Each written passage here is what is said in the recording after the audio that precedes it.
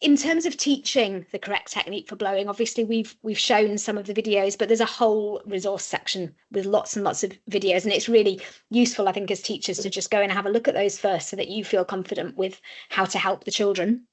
And obviously the silent play along method is crucial in letting children be able to hear themselves and not feel that they've got to compete with 29 other children. And obviously it means that the teachers can hear them play as well.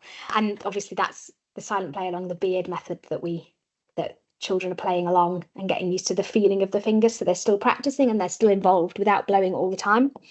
We talk about sometimes visualizing a candle where you want to imagine that you're flickering the flame. So if you imagine a birthday candle and blowing so that the flame flickers but it doesn't go out, that's the amount of breath that you want to use. On the recorder, you don't need to use very much breath, especially on the Descant recorder. For the contrabass, you need to use quite a bit more. But for the Descant recorder, nobody needs to be blowing hard. So imagining just that flicker of a candle can be really helpful. Or imagining, I wouldn't suggest trying this in the classroom because I think it would be a recipe for disaster, but imagining blowing into a glass of water with a straw. So imagining that you're blowing bubbles so that the water has bubbles in, but it doesn't overflow out of the glass. So again, you've got that constant stream. Yes, Ali, you suggested as well, didn't you, blowing a piece of tissue paper?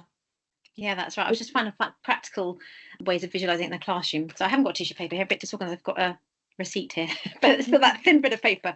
But that idea of very gently being able to blow it so that it is just at a slight angle. I'll just see if I can turn it to the side so you can just see how long you can actually have that piece of paper just moving out and being moved by the airflow. That demonstrates how gentle the airflow needs to be, but also demonstrates that actually you can sustain that for a long time if you're developing that control and not blowing it all away. Often children will just blow all their air away in one blast, which is why you get the squeaks, and then it and it's all gone. So I think visualizing it with something like that will help them understand that it's just a lot gentler.